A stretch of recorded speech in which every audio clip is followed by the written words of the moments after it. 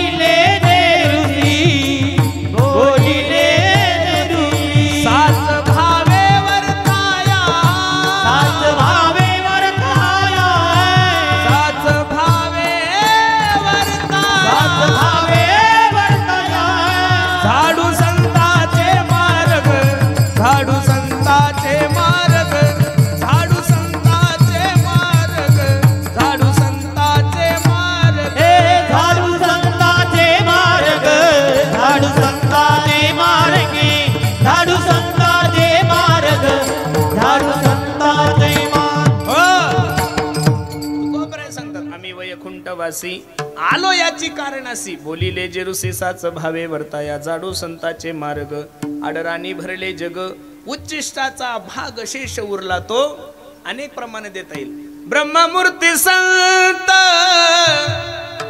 जगी अवतरले उद्धराया आले दिन जना तुमच्या आणि माझ्या उद्धारासाठी कोणाचा अवतार आहे साधू संतांचा अवतार आहे अवतार तुम्हा धराया कारण उद्धराया जन किती प्रमाण देता येईल बुडते हे जन न दे जगाच्या कल्याणा संतांच्या विभूती देह कष्टविधी परोपकार देह कष्टविधी परोपकार जगाच्या कल्याणा संतांच्या विभूती देह कष्टविधी परोपकार देह कष्टविधी परोपकार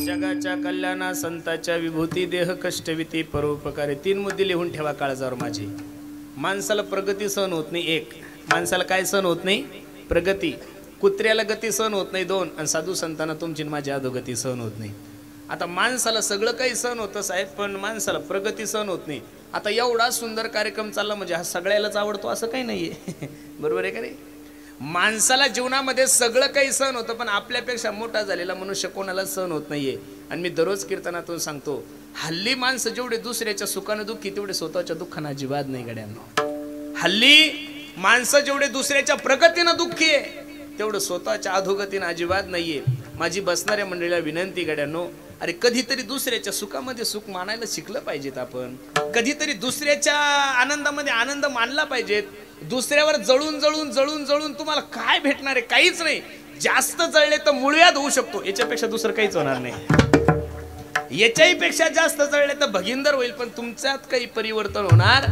अरे प्रत्येकाकडे एक मोबाईल आहे आणि प्रत्येकाच्या मोबाईलमध्ये 3 ऍप्स आहे एक इंस्टाग्राम आहे फेसबुक आहे व्हॉट्सअप आहे तुमचे जर मित्र असेल सकाळी उठल्यानंतर तुम्ही एखाद्याला करा रामकृष्णारी तो तुम्हाला तिकडून करतो रामकृष्णारी तुम्ही थोडे सुशिक्षित असाल तर लोक म्हणतात गुड मॉर्निंग दादा तो तुम्हाला गुड मॉर्निंग दादा करतोय तुम्ही त्यांना विचारा हॅपी बर्थडे दादा तो तुम्हाला हॅपी बर्थडे करेल तुम्ही त्याला म्हणा भावपूर्ण श्रद्धांजली दादा तोही तुम्हाला करेल पण ते पाहण्यासाठी तुम्ही शिल्लक राहणार नाहीये कारण मोबाईलचा सुद्धा स्वभाव आहे घेसी तेव्हा देसी ऐसा अससी अरे मोबाईलचा स्वभाव आहे जेव्हा तुम्ही दुसऱ्याला शुभेच्छा देसाल त्यावेळेस लोक तुम्हाला काय देतात शुभेच्छा देतात मग माझी सुद्धा विनंती आहे तुम्ही तरी कधीतरी तुमच्या मुखातून दुसऱ्याला मोठं म्हणायला शिका त्या दिवशी लोकही तुम्हाला मोठं म्हणतील तुम्ही कोणाला तरी दादा म्हणा त्यावेळेस तुम्हालाही दादा म्हणतील तुम्ही कोणाला महात्मा म्हणा त्यावेळेस लोकही तुम्हाला महात्मा म्हणतील तुम्ही दुसऱ्याच्या सुखामध्ये सुख मानायला शिका लोकही तुमच्या सुखामध्ये सुख मानतील माणसाला सगळ्यात मोठी विकृती जर आज निर्माण झाली असेल ना महाराज की ती फक्त दुसऱ्याचा आनंद पाहून असं नका समजू हे लोक राजकारणामध्ये असं नका समजू हे लोक व्यवसायामध्ये असं नका समजू हे लोक व्यापारामध्ये महाराज महाराजकी क्षेत्रामध्ये सुद्धा एवढा यांचा भरणा झालेला आहे बापरे बापरे बापरे बापरे बाप कठीण ताळा झालाय म्हणून कधीतरी दुसऱ्याच्या सुखामध्ये सुख माणसाने काय केलं पाहिजेत मानलं पाहिजेत कधीतरी दुसऱ्याच्या दुःखामध्ये दुःख मानलं पाहिजेत एका हिंदी कवीचं वाक्य येतो किती गोड बोलतोय पहा किसी के काम जो आए उसे इंसान कहते हैं पराया दर्द जो अपनाए उसे इंसान कहते हैं ये दुनिया एक उलझन है कई धोखा कई ठोकर कोई हंस हंस के जीता है कोई जीता है रो रो कर मुश्किल में संभल जाए उसे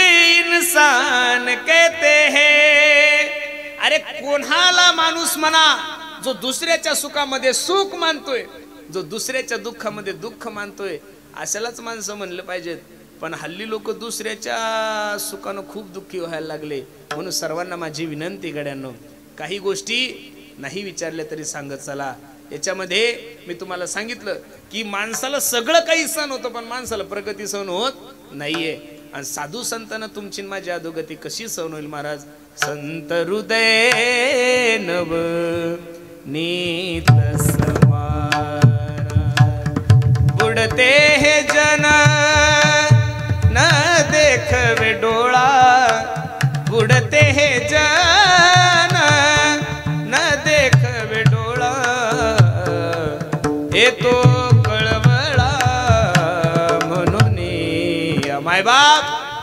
विश्वामध्ये या जगामध्ये दोन पात्र असे की ते तुमच्यावर कोणत्याही प्रकारची अपेक्षा न करता प्रेम करणारे, म्हणजे एक तर संत आणि दुसरे म्हणजे भगवंत. काय अपेक्षा केली महाराज देवाने तुमच्या आणि माझ्याकडून? जेने हा जीव दिला दान, दयाचे करीन चिंतन, जग जीवन नारायण, गायीन गुण दयाचे. जेने हा जीव दिला दान, दयाचे करील चिंतन, जगत जीवन नारायण, गायीन गुण दयाचे. ज्या विश्व मालकाने एवढं सुंदर हे विश्व निर्माण केलंय, याच्या बदल्यात आपण काय दिलं? दिले इंद्रिय, हात, पाय, कान. एवढा सुंदर 3.5 हाताचा नरते जगाच्या मालकाने तुम्हाला आणि मला दिलं. याच्या बदल्यात आपण काय दिलं? अरे तुम्ही गावामध्ये राहणारे लोक आहात, ग्रामपंचायतची नळपट्टी जर नाही भरली, घरपट्टी जर नाही भरली तर ग्रामपंचायतला उभं राहता येत नाही. हा ग्रामपंचायतचा GR आहे, बरोबर आहे का नाही? बरोबर जून महिना लागला की 6 जूनच्या नंतर मिरगाचं वातावरण तयार होतं.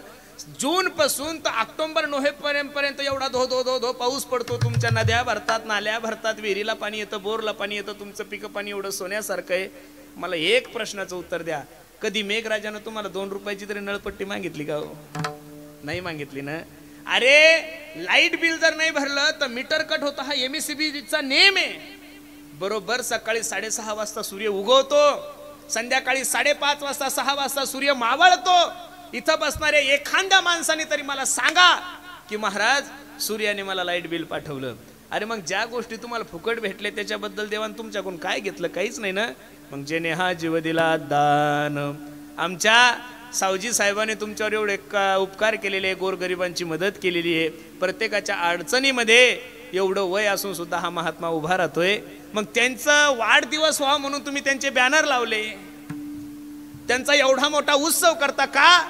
आमच्या साहेबाला आमच्यापासून बरं वाटावं. काय वाटावं? बरं वाटावं. त्यांच्या उपकारातून ऋणी होण्यासाठी तुम्ही वाढदिवस ठेवलाय, त्यांचा अभिष्ट चिंतन ठेवलाय, अनेक वेगळे वेगळे प्रकारचे कार्यक्रम ठेवले. देवानं तुम्हाला एवढं फुकट दिलं, त्याच्या बदल्यात तुम्ही देवाला काय दिलंय? मी तरी देवाला काय दिलंय? द्या देवाचा विषय सोडून. ज्ञानोबराने ज्ञानेश्वरी दिली, चांगदेव 65 दिली, अमृत अनुभव दिला, हरिपाठासारखा एवढा गोड ग्रंथ दिला. अरे तुमचा आणि माझा माता ठिकाण्यावर याच्यासाठी पंचम वेद असा गाथा जगद्गुरु तुकोबरायांनी दिला. याच्या बदल्यात तुकोबरायचा सत्कार नाही केला आपण लोकांनी, याच्या बदल्यात तुकोबरायचे बॅनर नाही लावले. उलटता आपले माथे एवढे खराब आहे की या माथ्याने तो गाथा पाण्यात बुडवलाय महाराज. तरी सुद्धा कोणत्याही प्रकारची साधू संतांनी अपेक्षा केली. म्हणून जगामधले हे 2 पात्र असे की ते तुमच्यावर निष्काम प्रेम करतात, एक संत आणि दुसरे भगवंत. आणि संताला आणि भगवंताला जर सोडले तर बाकीच्या पात्राचं वर्णन करत असताना प्रमाण पहा. जोवरी चळन गाहो तोवरी मनती माझा, मानती लहान थोर हो, देह सुखाची आकाजा, इंद्रिय मावळली आला बागुल आजा, कैसा विपरीत झाला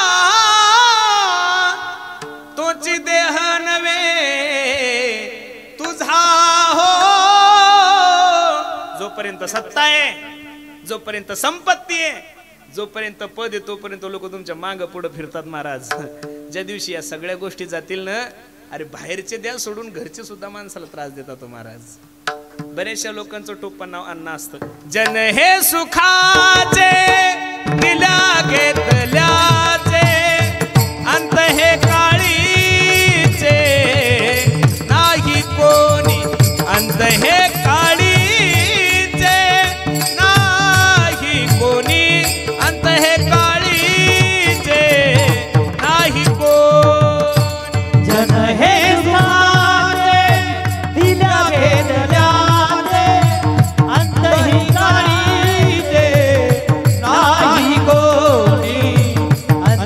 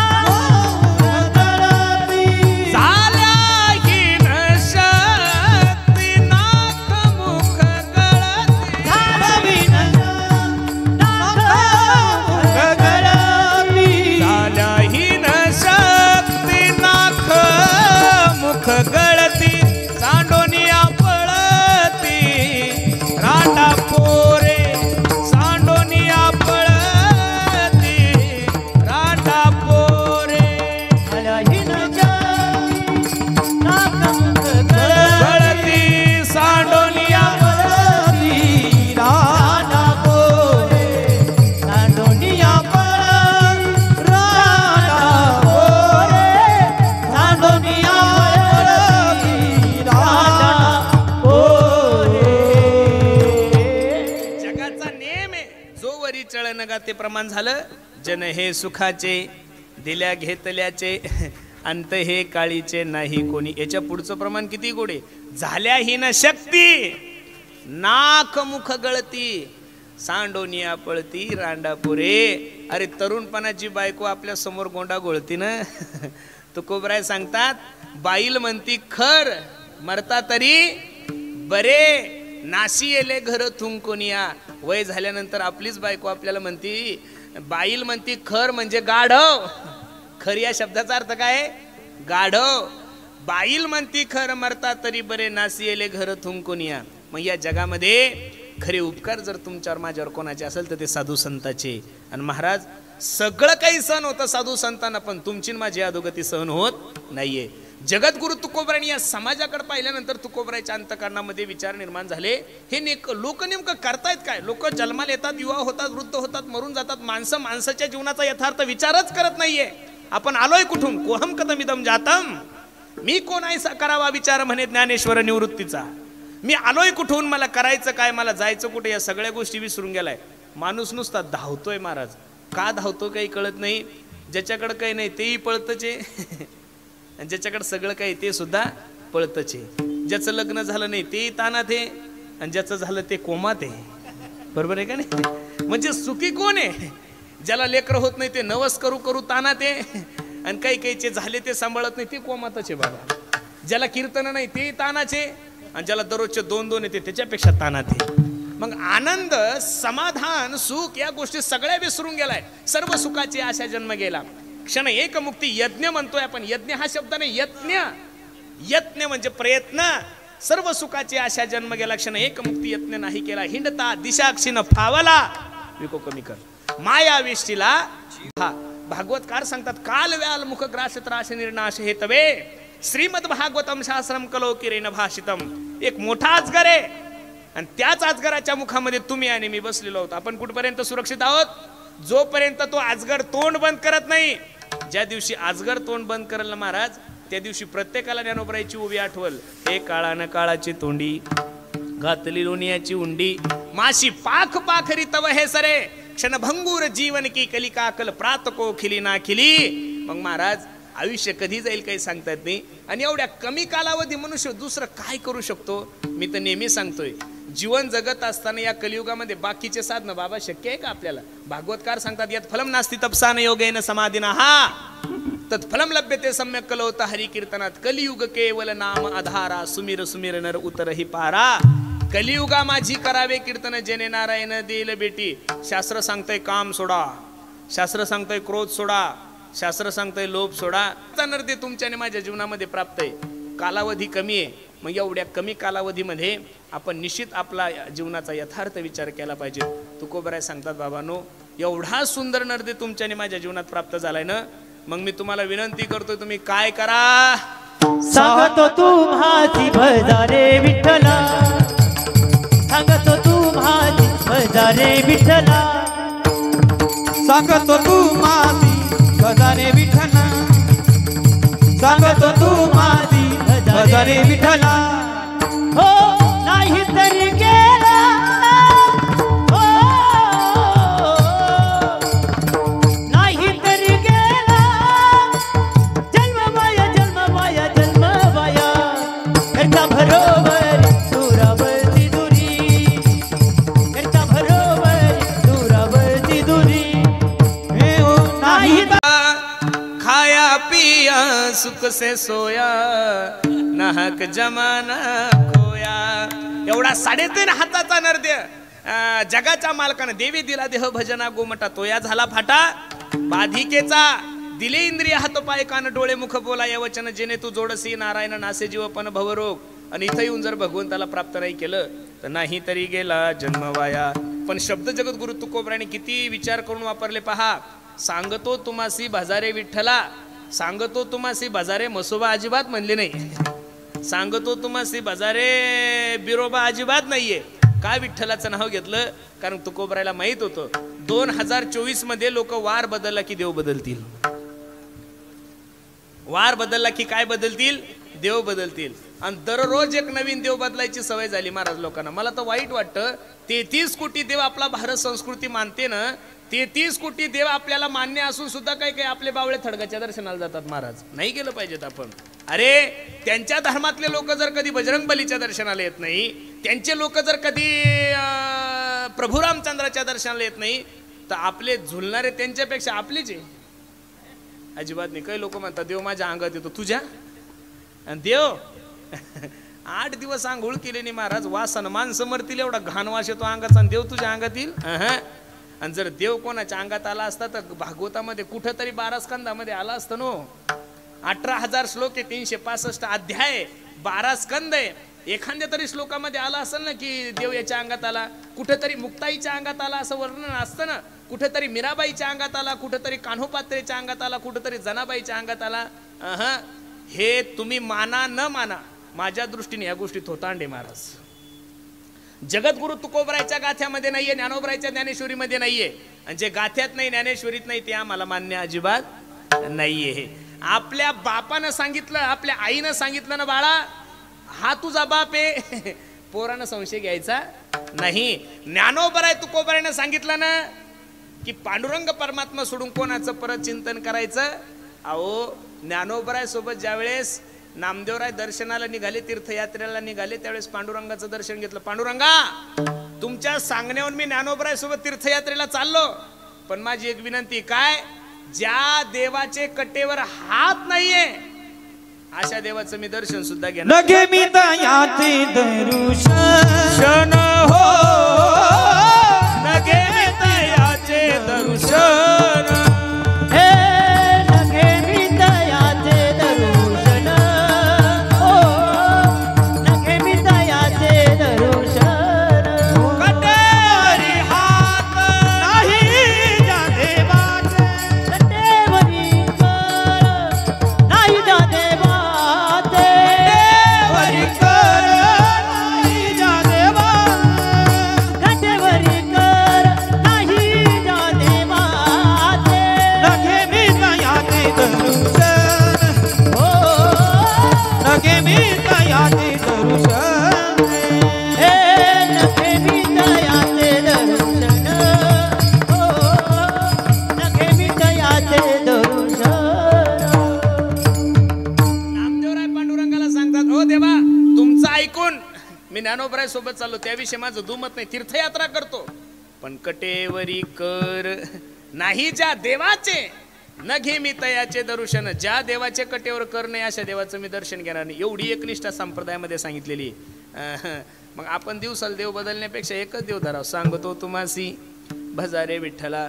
तुकोबरायला माहित होतं 2024 मध्ये लोक वार बदलला की देव बदलतील, आणि आज 2025 मध्ये 2025 मध्ये सर्वात चांगले दिवस जर बाबा कोणत्या देवावर असेल तर ते महादेवावर आलेले. तुम्ही म्हणसाल का?